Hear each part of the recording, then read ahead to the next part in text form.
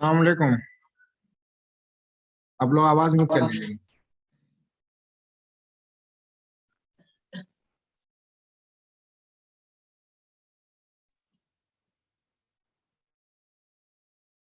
Micro computer का तज़किरा चल रहा था।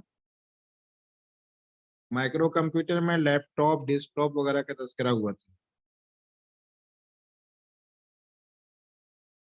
उसमें से माइक्रो कंप्यूटर के बाद आज पढ़ना है हमें मिनी कंप्यूटर्स। मिनी कंप्यूटर क्या होता है उसको लिखते हैं। Mini computer were design for control instrumentation human interaction and communication switching as it distinct from calculation and record keeping. Mini computers को डिजाइन किया गया है और कंट्रोलिंग कंट्रोल के लिए, इंस्ट्रूमेंटेशंस कुछ हिदायत वगैरह देने के लिए, ह्यूमन इंस्ट्रक्शन आपस में इंसान को ताल्लुक पैदा करने के लिए, कम्युनिकेशंस और आपस में एक दूसरे से जुड़ने के लिए, as it is distinct from calculation and record keeping. जो काम कैलकुलेटर वगैरह में नहीं हो सकता है, यानी रिकॉर्ड कीपिंग का या ह्यूमन इंटरेक्शन का, कम्युनिकेशन का, ये मिनी कंप्यूटर्स के अंदर ही हो सकता है, कैलकुलेटर में नहीं हो सकता। A small multi-user computer that can support 10 to 100 users simultaneously। फिर यहाँ पे एक वर्ड इस्तेमाल किया है, multi user computer.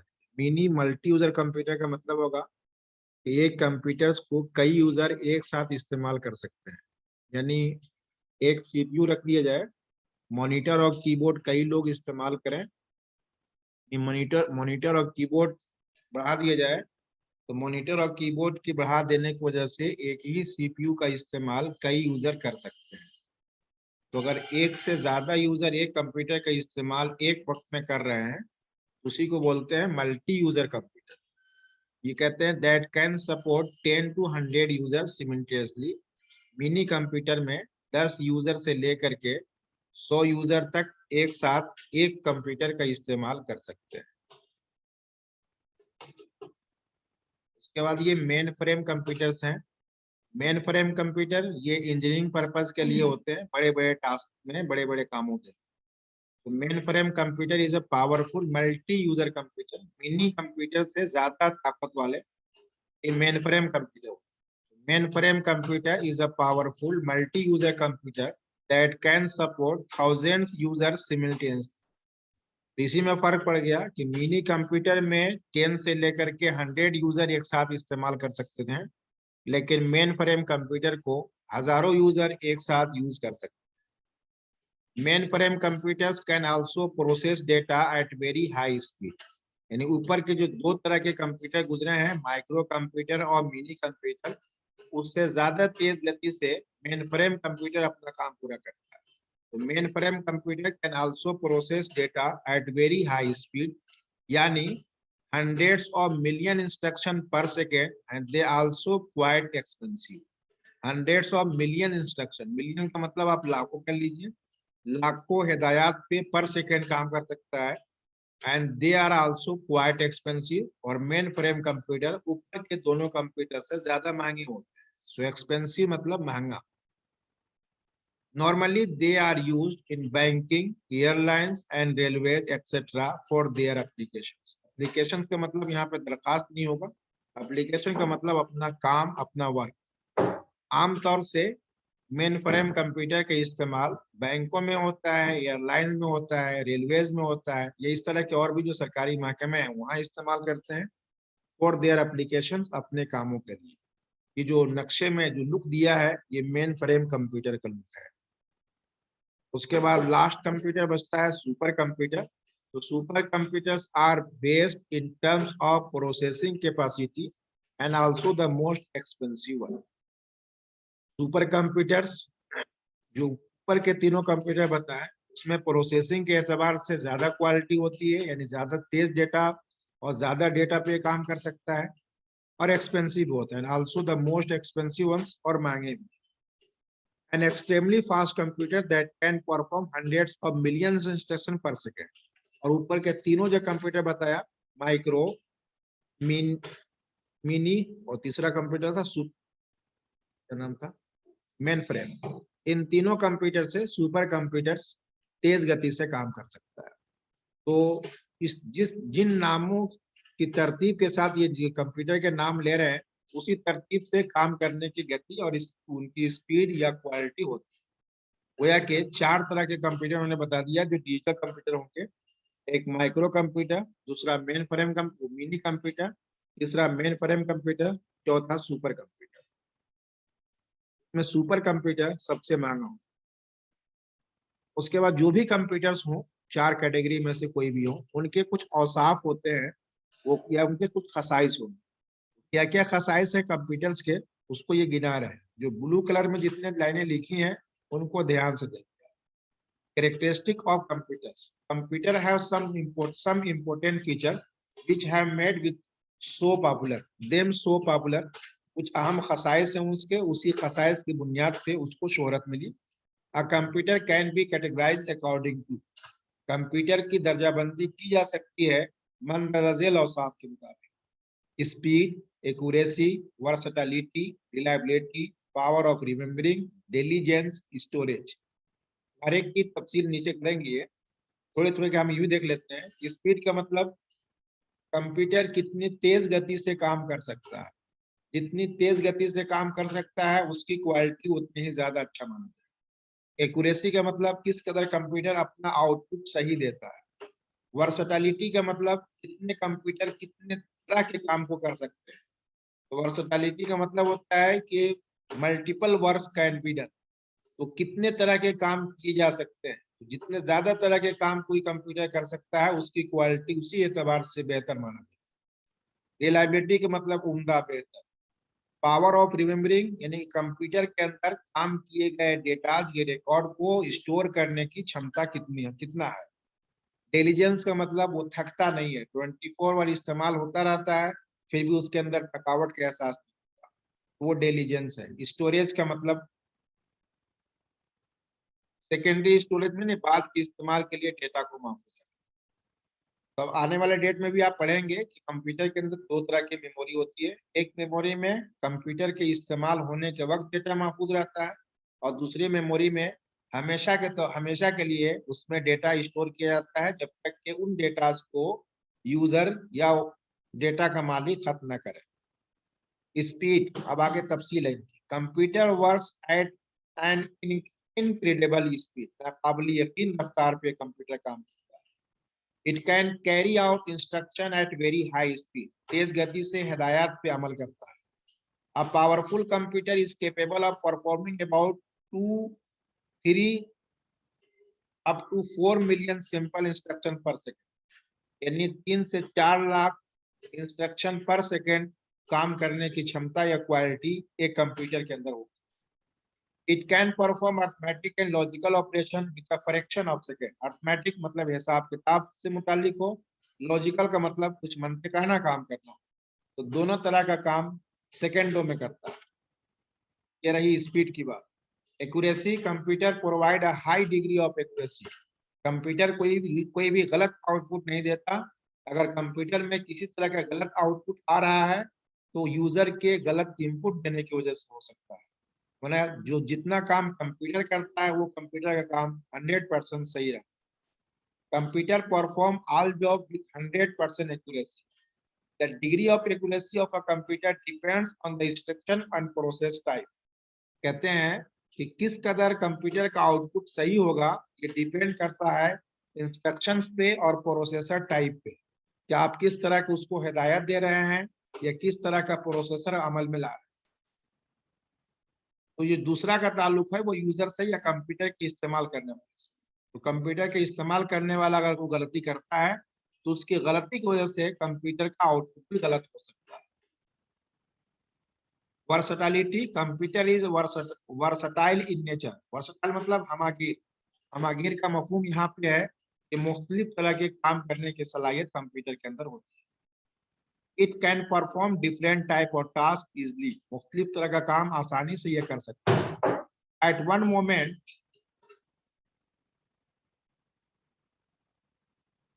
At one moment, user can use the computer to prepare a later document, and in the next moment, they can play music or print document.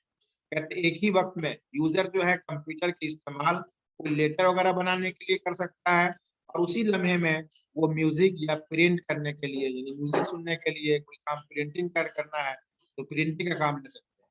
तो गोया कि एक ही कंप्यूटर होगा, उसी से आप कंपोजिंग भी काम ले रहे हैं, प्रिंटिंग का काम ले रहे हैं, म्यूजिक या और म्यूजिक सुनने के अलावा कोई और भी दूसरा काम कर रहे हैं। तो ये खूबी जो है, इस खूबी को अंग्रेजी वर्ड में वर्सटालिटी बोलते हैं। वर्सटालिटी का मतलब मुख्तलिफ तरह के काम करने की सलाहियत कंप्यूटर के अंदर हो। Power of remembering. A computer can store and recall any information because it has secondary storage. Secondary storage का मतलब सानवी मेमोरी, जो डेटा बाद में इस्तेमाल के लिए जहाँ स्टोर किए जाते हैं वो सेकेंडरी मेमोरी होती है। तो आने वाले असबाक में इसको हम तफसील से आपको बताएंगे।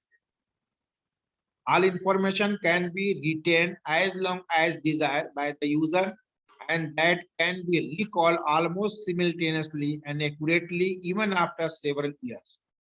तमाम इंफॉर्मेशन कैन बी रिटेन, उसको बहाल किया जा सकता है, दोबारा हासिल किया जा सकता है। एज लॉन्ग एज डिजायर, जब तक के यूजर की चाहत होगी, जब तक यूजर चाहेगा उसको अपने इंफॉर्मेशन को उसमें रख सकता है। दैट कैन बी रिकॉल्ड, जिसको दोबारा आप इस्तेमाल में ला सकते हैं, ऑलमोस्ट सिमिल्टेनियसली, बिल्कुल एक साथ, and accurately even after several years, कई सालों के बाद भी। डेटा को स्टोर करने की कैपेसिटी कंप्यूटर के अंदर हो। डिलीजेंस, डिलीजेंस का मतलब नो टायरसम, थकता नहीं है। So computer can perform long and complex calculation the same speed and accuracy from start till the end. यानी इंसान, हम और आप काम करते हैं, सुबह से अगर 8 बजे से काम किए होंगे तो मुमकिन ऐसा ही है कि 8 बजे जिस फ्रेशनेस के साथ हम काम करते हैं, 1 बजे तक वो फ्रेशनेस बाकी न रहे। लेकिन कंप्यूटर को अगर 8 बजे से आप शुरू किए हैं तो 1 बजे तक भी अपना काम उसी गति से और उसी एक्टिवनेस से करेगा जैसे 8 बजे से शुरू किया था। गोया कि कंप्यूटर थकता नहीं। Being a machine, computer does not suffer from the human traits of tiredness and lack of concentration. पूरे का हासिल यही है कि इंसान में जैसे टायर्डनेस आता है, उस टायर्डनेस कंप्यूटर के अंदर मशीन होने के नाते नहीं है। Storage, large volume of data and information can be stored into computer and also received, retrieved whenever required. Data को स्टोर करने की कैपेसिटी ज्यादा से ज्यादा हो। जैसे हम और आप मोबाइल अगर परचेज करते हैं तो हम चेक आउट करते हैं कि इसमें कितनी मेमोरी है, कितना डेटा स्टोर हो सकता है, कितना ज्यादा डेटा स्टोर करने की कैपेसिटी होती है, उसको हम प्रीफर करते हैं। उसी तरीके से कंप्यूटर में जो डेटा स्टोरेज कैपेसिटी है वो किस कदर ज्यादा है, तो जिस कंप्यूटर में ज्यादा स्टोरेज की कैपेसिटी होगी उसको ज्यादा अच्छा माना जाएगा। तो large volume of data and information can be stored in the computer and also retrieve whenever required. Retrieve का मतलब उस जो मेमोरी में हमने स्टोर किया है उसको वहां से आप हासिल कर सकते हैं। व्हेनेवर रिक्वायर्ड का मतलब जब कभी हमारी जरूरत हो। Computer has 2 type of storage. Computer के अंदर 2 तरह के मेमोरी होते हैं। They are primary storage and secondary storage. पहले वाले को प्राइमरी स्टोरेज बोलते हैं और दूसरे वाले को सेकेंडरी स्टोरेज बोलते हैं। प्राइमरी स्टोरेज का मतलब जैसे आप मोबाइल में देखते हो, कहता है इसमें इंटरनल मेमोरी इतनी है और रैम इतना है। मतलब रैम 2 GB है या 4 GB है, और इंटरनल मेमोरी मसलन कितनी होती है हो मौज, 64 GB। तो 64 GB कह रहा है या 132 GB कह रहा है, तो 64 GB और 2 GB, गोया कि आपके मोबाइल में 2 तरह की मेमोरी हो गई, एक 2 GB की और दूसरा वाला जो है 64 GB की। 2 GB की जो मेमोरी है उस मेमोरी का इस्तेमाल मोबाइल के ऑन होने वक्त होता रहता है। यानी जब मोबाइल ऑन होता है और आप उसका प्रोग्राम चलता है तो सारा प्रोग्राम उसी रैम में स्टोर रहता है। तो जिस कदर रैम ज्यादा होगा उसी कदर आप अपने मुख्तलिफ प्रोग्राम को एक साथ यूज कर सकते हो। अगर रैम कम होगा तो कई तरह के प्रोग्राम आप एक साथ ओपन नहीं कर सकते। लेकिन ओपन करने के बाद जो भी आपने काम किया उस काम को बाद के इस्तेमाल के लिए महफूज रखने के लिए उस मोबाइल के अंदर दूसरी मेमोरी लगाया, जिसको वो इंटरनल मेमोरी का नाम दिया। तो बाद के इस्तेमाल के लिए जहाँ पे आप रिकॉर्ड्स को महफूज करते हैं वो जो मेमोरी होती है वो सेकेंडरी मेमोरी होती है। तो कंप्यूटर में भी सेम कंडीशन है, यहाँ पर भी रैम लगा होता है और जो सानवी मेमोरी होती है वो हार्ड डिस्क की, आप सीडी, डीवीडी, पेन ड्राइव की सूरत में होती है। उसी को ये कह रहे हैं computer has two types of storage, दो तरह के स्टोरेज इसमें होते हैं। They are primary storage and secondary storage. पहला वाला जहाँ पे सारे प्रोग्राम्स स्टोर होते हैं कंप्यूटर के इस्तेमाल होने के वक्त, उसको हम प्राइमरी स्टोरेज बोलते हैं, और दूसरा वाला secondary storage. In primary storage a limited amount of data can be stored temporarily। Primary storage में महदूद डेटा ही स्टोर किया जा सकता है। वो भी क्या खुसूसियत उसकी, टेम्पोरली है, आर्जी तौर से स्टोर कर सकते हैं, हमेशा के लिए नहीं स्टोर कर सकते। जब आप कंप्यूटर चलाते हैं, आप चलाएंगे तो कंप्यूटर चलाने के वक्त जो प्रोग्राम है, जो डेटाज हैं, जो जिन डेटाज पे आप काम करते हैं, वो सारे डेटाज, वो सारे प्रोग्राम इसी मेमोरी में स्टोर होता है, और ये मेमोरी दूसरे मेमोरी के मुकाबले में महदूद होती है, और इसमें जो डेटा स्टोर होगा वो टेम्पोररी होगा, यानी जब तक आपका कंप्यूटर ऑन है, उसका पावर ऑन है, उस वक्त तक उसमें डेटा महफूज रहेगा। तो ही आपका पावर खत्म हुआ तो आप बंद कर दें या कंप्यूटर अचानक खुद से बंद हो जाए, हर दोनों सूरत में उस मेमोरी का डेटा हमेशा लॉस हो जाता है। इसी वजह से उस मेमोरी को टेम्पोररी मेमोरी ये कह रहे हैं। तो जब यूजर किसी कोई भी काम कंप्यूटर पे करता है तो परमानेंटली महफूज रखने के लिए या मुस्तकिल तौर से महफूज रखने के लिए अपने उन कामों को सेकेंडरी मेमोरी में स्टोर करता रहता है। So unlimited amount of data can be stored temporarily like ROM and RAM। अब टेम्पोररी मेमोरी में एक मिसाल दिया रैम की और रोम की। Random access memory full form है रैम की, और रोम जो है रीड ओनली मेमोरी है। आने वाले क्लासेस में रैम और रोम की भी तफसील आएगी। गोया कि टेम्पोररी मेमोरी फिल वक्त आप दो याद रखिए कि दो तरह की मेमोरी है, प्राइमरी मेमोरी और सेकेंडरी मेमोरी। उस प्राइमरी मेमोरी में एक टाइप है रैम की और रोम की, और इसकी खुसूसियत जो है वो ये है कि इसमें जो भी डेटा स्टोर होंगे वो कैसे होंगे, वो टेम्पोररी होंगे, हमेशा के लिए स्टोर नहीं हो सकते। Secondary storage can store a large amount of data permanently like floppy and compact disk। Compact disk को शॉर्ट में सीडी कह लें, जो सीडी बोलते हैं उसी सीडी का फुल फॉर्म कॉम्पैक्ट डिस्क है। फ्लॉपी डिस्क आज से तकरीबन 30 साल पहले इस्तेमाल होता था, अब ये मौजूद है। इस फ्लॉपी डिस्क की जगह पे आप पेन ड्राइव समझ लीजिए, जिसको हम और आप देखते और इस्तेमाल करते हैं। तो ये फ्लॉपी डिस्क यानी पेन ड्राइव, कॉम्पैक्ट डिस्क यानी सीडी, ये सेकेंडरी मेमोरी की मिसालें हैं जिसमें डेटा मुस्तकिल तौर से स्टोर होता है। समझ में आ रहा भैया लोग? जी सर। जी सर। जहाँ कुछ दिक्कत हो हैंड को रेज कीजिएगा।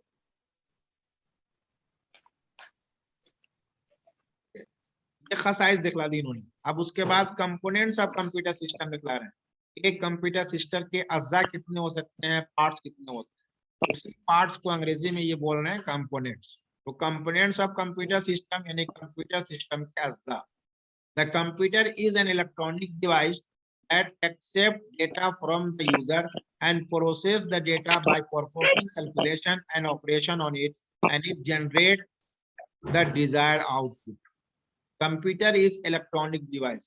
अपना इतनी बातें आपको पता है, कंप्यूटर एक इलेक्ट्रॉनिक डिवाइस है जो डेटा को एक्सेप्ट करता है। उसी डेटा को एक्सेप्ट करने को कंप्यूटर की इस्तेलाह में रीड करना बोलते हैं। कंप्यूटर उसको रीड करता है। तो आप जो भी कीबोर्ड से देते हैं, उस कीबोर्ड से जो ही आप टाइप करेंगे तो कंप्यूटर उसको एक्सेप्ट कर लेता है या उसको रीड कर लेता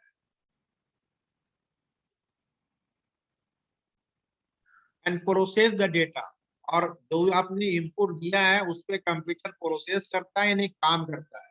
और काम करने के बाद वो काम कई तरह के हो सकते हैं, जैसे कैलकुलेशन का काम करना है या कैलकुलेशन के अलावा और कोई दूसरा काम है। And generate the desire output, उसके बाद जो आप नतीजा चाहते हैं वो नतीजा आपको जनरेट करके देता है, बना करके या तैयार करके देता है। तो कंप्यूटर क्या वर्किंग साइकिल यहाँ पे आप देख लीजिए। वर्किंग साइकिल का मतलब कैसे काम करता है। कंप्यूटर को आप इनपुट देंगे, इनपुट देने के बाद क्या करता है, प्रोसेस करता है वो। इसमें थोड़ा सा एक और कर लें, जब जैसे ही आप इनपुट देंगे तो कहीं पर वो स्टोर करेगा, स्टोर करने के बाद वो प्रोसेस करता है, प्रोसेस करने के बाद फिर वो आउटपुट दे देता है। ये वर्किंग साइकिल कंप्यूटर, किसी भी कंप्यूटर का वर्किंग साइकिल होगा यानी काम करने की तरतीब होगी। Computer consist of 4 major components. एक कंप्यूटर के अंदर 4 मेजर कंपोनेंट्स होते हैं, इनपुट डिवाइस, आउटपुट डिवाइस, यानी इनपुट डिवाइसेस है, सीपीयू है, मेमोरी स्टोरेज है, आउटपुट डिवाइस है। मैंने आपको इससे पहले वाले क्लास में कहा था ये मेमोरी स्टोरेज को अलग से काट दे रहे हैं, आप उसको सीपीयू के अंदर शामिल कर सकते हो।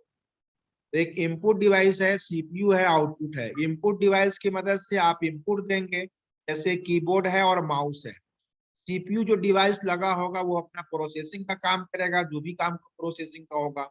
और मेमोरी स्टोरेज यूनिट, उसमें आप डेटा को स्टोर करेंगे। आउटपुट डिवाइस का मतलब वो डिवाइस है जिसकी मदद से आप आउटपुट लेंगे। तो आउटपुट लेने के लिए जैसे आप कंप्यूटर का इस्तेमाल करेंगे तो उसमें एक आउटपुट डिवाइस लगा होता है जिसकी मदद से आप आउटपुट देखते हैं। वो कौन सा डिवाइस है? जिसपे यूजर मॉनिटर। मॉनिटर है। Okay good. सो मॉनिटर एक आउटपुट डिवाइस है, जो भी हम इनपुट देते हैं वो उस पर दिखाई देता है। इसी तरीके से जब हम आउटपुट लेंगे, अगर कोई हार्ड कॉपी या कागज पे लेना होगा आउटपुट, तो उसके लिए अलहदा एक डिवाइस लगानी पड़ती है। इस डिवाइस का क्या नाम दे सकते हो? प्रिंटर। प्रिंटर। Okay good. तो ये इनपुट हुआ, प्रोसेसिंग। यहाँ पे देखिए एक एरो का चिन्ह दे रहा है स्टोरेज से, यानी ये इनपुट देने के बाद जो प्रोसेस होगा वो प्रोसेस स्टोरेज में आएगा, स्टोरेज से आता जाता रहेगा। जो भी जरूरत पड़ेगी प्रोसेसिंग लेगा, प्रोसेसिंग के बाद वो स्टोरेज में भी आ सकता है और आउटपुट की तरफ ट्रांसफर भी हो सकता है। अब उसी को थोड़ा ये समझा रहे हैं थोड़ा तफसील से। An input device is a hardware और peripheral device used to send data to computer. Input device एक हार्डवेयर की डिवाइस होती है जिस डिवाइस का इस्तेमाल कंप्यूटर तक डेटा को सेंड करने के लिए किया है। An input device allow user to communicate and feed instruction and data to computer for processing, display, storage and transmission. Input device का इस्तेमाल डेटा या इंस्ट्रक्शन फीड करने के लिए, कंप्यूटर को देने के लिए होता है। इसलिए प्रोसेसिंग करने के लिए, डिस्प्ले करने के लिए, स्टोरेज करने के लिए, ये एक जगह से दूसरी जगह भेजने के लिए। The important and most commonly used input devices, कौन कौन सा नाम है? नाम पढ़ो। इनपुट डिवाइस में नाम किसका है? कीबोर्ड का कीबोर्ड, माउस और माउस, ये दोनों इनपुट डिवाइस हैं। इनकी मदद से कंप्यूटर को इनपुट दिया जाता है। दूसरा है इनपुट अदर इनपुट डिवाइसेस। आप दूसरे भी इनपुट डिवाइस हो सकते हैं। जॉयस्टिक एक तरह का गेमिंग खेलने का डिवाइस है। गेम खेलने के लिए जॉयस्टिक का इस्तेमाल करते हैं माउस के तरीके से। चौथे नंबर पे लिखा है स्कैनर, बारकोड रीडर। स्कैनर देखे हो? जी सर, स्कैनर प्रिंटर में अब इंक्लूड होता है। हाँ, प्रिंटर में भी होता है, बाहर अलग भी हो सकता है। तो अलग स्कैनर से भी पे हो डेटा सकता है। को रख करके कोई भी कागज पे रखें, कोई पिक्चर रखें, उस कागज को, इस पिक्चर को अगर हमको कंप्यूटर में डालना होगा तो किसकी मदद से डालेंगे? उसी स्कैनर की मदद से डालते हैं। ये शॉप वगैरह में, दुकानों में लगे होते हैं, ऑफिस में भी होते हैं। बार कोड रीडर है, ये आप मॉल वगैरह में जाते हो सामान खरीदने के लिए, जब बिलिंग, जो लोग बिल करते हैं वो बिलिंग के पास अपने को एक मशीन लगे रखते हैं। उस मशीन को जहाँ पे बारकोड होता है उस पर जब उसकी शुआएं डालते हैं तो उसमें जो भी लिखा होता है उसको रीड करता है और वो कंप्यूटर में चला। मतलब सीरियल नंबर आ सकता है, सामान का नाम आ सकता है, सामान का प्राइस आ सकता है। तो जो वहाँ पे दुकान जो बिलिंग कर रहा है उसमें सिर्फ सामान का वो क्वांटिटी बताएगा, सामान का नाम और सामान के प्राइस वो मशीन बारकोड से रीड कर लेता है। तो उस बारकोड रीडर को भी किस कैटेगरी में डालेंगे? Input device. इनपुट डिवाइस में। ओके, ये रहा आपका इनपुट डिवाइस। तो इनपुट डिवाइस में तकरीबन जैसे के केस में 4-5 इन्होंने बता दिया। एक कीबोर्ड हुआ, mouse, joystick, scanner, barcode reader. CPU is the heart of the computer. इतने कंपोनेंट जो हैं, इन सारे कंपोनेंट्स में सबसे मेन कंपोनेंट कौन सा है? सीपीयू है। इसको हार्ट ऑफ कंप्यूटर कहा। It is the part of computer which interprets and executes instruction. Computer से आप जो भी काम लेते हो, जो भी काम है वो सारा काम कौन करता है? एक सीपीयू करता है। Functional block of CPU. फिर सीपीयू के अंदर 3 भाग होने होते हैं। ये 2 कंपोनेंट कर रहे हैं, इसको आप 3 कंपोनेंट रखिएगा। एक भाग को बोलते हैं अरिथमेटिक लॉजिक यूनिट, दूसरे को बोलते हैं कंट्रोल यूनिट और तीसरे को बोलते हैं मेमोरी यूनिट। क्या क्या बोले? Control unit, arithmetic and logic unit, arithmetic and logical और यूनिट, तीसरा यूनिट है आपका मेमोरी मेमोरी यूनिट। यूनिट। तो भी हम मेमोरी कीबोर्ड से या माउस से जो भी हम इंस्ट्रक्शन देंगे, कंट्रोल यूनिट हमसे लेगा और वो अर्थमेटिक एंड लॉजिक यूनिट की तरफ ट्रांसफर करता है। वहां से फिर मेमोरी यूनिट में जाता है, मेमोरी यूनिट से दोबारा फिर ट्रांसफर होकर के एएलयू के पास पहुंचता है। तो जो सीपीयू आपका मेन पार्ट हुआ, उस सीपीयू के 3 भाग हो गए। एक भाग का नाम देंगे एएलयू, दूसरे भाग का नाम दे सीयू और तीसरे भाग का नाम दे एमयू। समझ में आ रहा है? तो सीपीयू के 3 जी हिस्से सर। हुए, एएलयू, सीयू, एमयू। आगे समझाते हैं arithmetic and logic unit. ALU perform arithmetic and logical operation. Arithmetical हिसाब से रिलेटेड काम, लॉजिकल का मतलब मंतिक से रिलेटेड काम, मंतकाना कोई काम। अर्थमेटिक ऑपरेशन इंक्लूड, एक अर्थमेटिक कामों में क्या क्या शामिल हो सकता है? एडिशन जोड़ने का, सब्ट्रैक्शन घटाने का, मल्टीप्लिकेशन ज़र्ब करने का, डिवीजन तकसीम करने का। ये बुनियादी काम है। अब इन्हीं कामों पे और भी दूसरे काम हो सकते हैं। लॉजिकल ऑपरेशन में क्या क्या शामिल हो सकता है? Comparing numbers, letter and special characters, मुआवजे करने का काम करना हो। जैसे 20 10 से छोटा है या बड़ा है, तो अगर आप कंप्यूटर से पूछें कि 20 10 से छोटा है या बड़ा है, ये कंप्यूटर कंपेयर करके बताएगा। और ऐसे कामों को क्या कहेंगे? Logical operation. ALU is the fundamental building block of central processing unit of computer. Central processing unit में जो 4 भाग बताया, तो 3 भाग बताया, उन तीनों भागों में सबसे आम भाग कौन सा होगा? ALU। एएलयू। गोया के कंप्यूटर के जितने कंपोनेंट्स हैं, उन कंपोनेंट में सबसे अहम कंपोनेंट सीपीयू का हुआ। और सीपीयू के अंदर जो 3 भाग बताया, सीयू, एमयू, एएलयू, इन तीनों कंपोनेंट में अहम भाग कौन सा होगा? ALU का। Control unit, a control unit handles all the processor control signals. It directs all input and output flow, fetches code for instruction from microprograms and direct other units and models by providing control and timing signals. Control unit का काम सिर्फ इतना होगा कि जितने devices computer में लगे हुए हैं, उन डिवाइसेस को डेटा को लेना और वहां दूसरी जगह पे ट्रांसफर करना।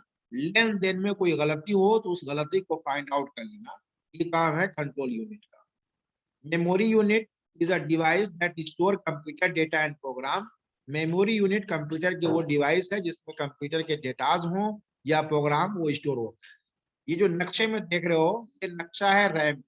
कंप्यूटर में इस तरह का जो लगा होता है वो रैम में होता है, और उसी टाइप का मोबाइल में भी लग सकता है, सिर्फ साइज छोटी हो सकती है।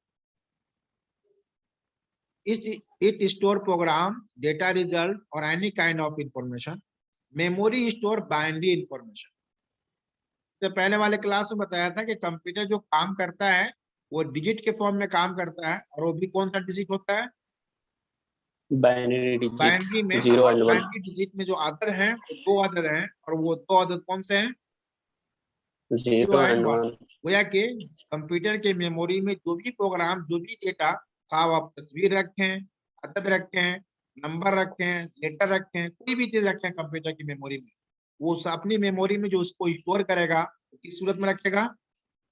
1 and 0 में रखेगा। गोया के कंप्यूटर की स्क्रीन पे हम शेर की तस्वीर जरूर देखते हैं, लेकिन कंप्यूटर के मेमोरी में शेर की तस्वीर स्टोर नहीं है। क्या स्टोर है? 1 and 0 स्टोर है। तो memory 0 store, and 1। Memory store primary information यानी zeros and 1 in internal storage area in the computer. Moreover, the term memory is usually used as a shorthand or physical memory which refer to the actual chips capable of holding data. ये आगे बता रहा है कि जब भी हम memory बोलेंगे तो फिजिकल मेमोरी बोले, और शॉर्ट हैंड यानी जो रैम होता है उस रैम के लिए इस मेमोरी का इस्तेमाल किया जाता है। Some computer also use virtual memory which expand physical memory into a hard disk. उसके अलावा एक दूसरी मेमोरी का इस्तेमाल किया जाता है जिसको एक्सपेंडेड फिजिकल मेमोरी कह सकते हो या वर्चुअल मेमोरी कह सकते हो। इसको आप पढ़ लें, उसके बाद तकरीबन आपका जो ये टाइमिंग है जूम का वो खत्म। ये यूनिट में देखिए क्या क्या लिखा हुआ है, किलोबाइट, मेगाबाइट, गीगाबाइट, टेराबाइट। दूसरे वाले में मुखफ़्फ़फ़ क्या है उसका, किलोबाइट का, केबी, केबी, एमबी, जीबी, टीबी। ओके। इतने को क्या कहेंगे आप, उसका एक मेजरमेंट यूनिट बना रहता है। 1024 के, जैसे आपका एक 0 है या एक 1 है उसको बीट बोलते हैं, और 8 0 और 8 1 या दोनों का कंबाइनेशन जमा हो जाए तो उसको बाइट बोलते हैं। 8 मरतबा 0 लिख दीजिए, 8 मरतबा 1 लिख दीजिए, 4 मरतबा 0 लिख दीजिए, 4 मरतबा 1 लिख दीजिए, इसको क्या बोलेंगे, बाइट। बाइट। तो कितने बीट का एक बाइट होगा, 8 बीट का एक 8 बाइट। बीट्स का। 8 बीट्स जमा होंगे तो उसको एक बाइट कहेंगे। अब वो बीट 0 के भी हो सकते हैं, 1 के भी हो सकते हैं, दोनों का कॉम्बिनेशन भी हो सकता है। फिर आप 8 बीट से आगे बढ़िए, यानी एक बाइट से आप आगे बढ़िए, एक byte. 1 byte, 2 byte, 3 byte, 4 byte, 5 byte, बढ़ते बढ़ते बढ़ते आप 1024 बाइट तक आइए। 1024 बाइट तक पहुंचेंगे तो उसका मेजरमेंट यूनिट बदल जाता है, उसको क्या बोलते हैं फिर, kilo byte. Kilo byte. 1024 bytes को क्या बोलेंगे, किलो बाइट। Kilo byte. उसके बाद आप 1024 किलो के बाद आगे 1 केबी, 2 केबी, 3 केबी, 4 केबी, 5 केबी, 6 केबी, इस तरह से आगे बढ़ते जाइए और 1024 किलो बाइट तक पहुंचिए आप। जैसे ही 1024 किलो बाइट तक पहुंचेंगे तो अब उसका नाम बदलेगा, तो क्या कहेंगे, 1 मेगाबाइट। मेगाबाइट। तो 1024 किलो बाइट बराबर 1 मेगाबाइट। उसके बाद फिर आप मेगाबाइट में आइए, 1 MB, 2 MB, 3 MB, 4 MB, 5 MB, 6 MB। 1024 megabyte तक पहुंचेंगे तो उसको बोलते हैं 1 गीगाबाइट, यानी 1 GB। और फिर 1 GB, 2 GB, 3 GB, 4 GB, 5 GB। 1024 GB को बोलते हैं 1 टीराबाइट। क्लियर है? जी सर। ओके, सो किलो मेजरमेंट यूनिट में किलोबाइट, मेगाबाइट, गीगाबाइट, टेराबाइट, इसमें इन्होंने सिर्फ बाइट को दिखलाया है। 1024 बाइट है। अब इतने बाइट दूसरे वाले में होंगे, तीसरे में, चौथे में, लेकिन इसको आप 1024 से आप तकसीम कर दोगे तो आपको किलो बाइट मिल जाएगा, मेगाबाइट में मिल जाएगा, गीगाबाइट में मिल जाएगा। तो याद रखिएगा। उसके बाद आपका आउटपुट यूनिट है। आउटपुट यूनिट का मतलब वो डिवाइस है जिसकी मदद से कंप्यूटर के प्रोसेसिंग के बाद आप आउटपुट लें। वो आउटपुट देने के लिए कौन कौन से डिवाइसेस हो सकते हैं, एक का नाम क्या दिया हो, मॉनिटर्स, जिसको हमारा आप देख रहे हैं, monitor, printer, printer, graphic plotter. Graphic plotter. Graphic plotter भी एक तरह का प्रिंटिंग का काम करता है।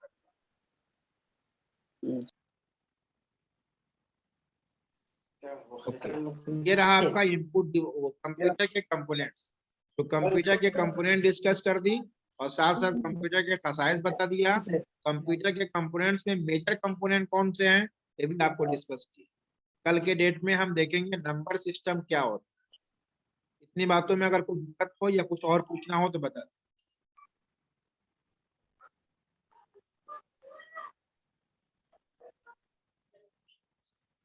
किसी भाई को दिक्कत है कुछ? नहीं हो गया सर। सर। ओके, ठीक है फिर। सर जी बताएं। हाँ सर, जो किताब जो मिलेगी सर, जो आप PDF कर रहे हैं, वही किताब मिलेगी सर अंग्रेजी में? जी सर दोबारा जो बोलिए। PDF जो पढ़ रहे हैं अभी वही किताब मिलेगी? तकरीबन जो मिलते PDF जुलते। अभी पढ़ रहे हैं मोबाइल में, हाँ ये हाँ, मिलेगी सारी में किताब अंग्रेजी में? जो PDF में हम लोग पढ़ रहे हैं वो। अंग्रेजी किताब मिलेगी सर? जी अंग्रेजी में मिलेगी ये खारिज में, वहाँ इसमें हाँ मिलेगी मिलेगी। कंप्यूटर हॉल से हाँ बिल्कुल मिलेगी, आके ले जाइए। अंग्रेजी में और उर्दू में मिलेगी? अंग्रेजी उर्दू दोनों मिलेगी, जिसमें आप पसंद फरमाएंगे मिल जाएगी। जी सर, तो अंग्रेजी अंग्रेजी मिलेगी। और दोनों अगर लेना चाहे दोनों मिल सकती है? नहीं, दोनों एक को सेलेक्ट करना पड़ेगा। अच्छा जी सर, कोई बात नहीं। अस्सलाम वालेकुम। वालेकुम।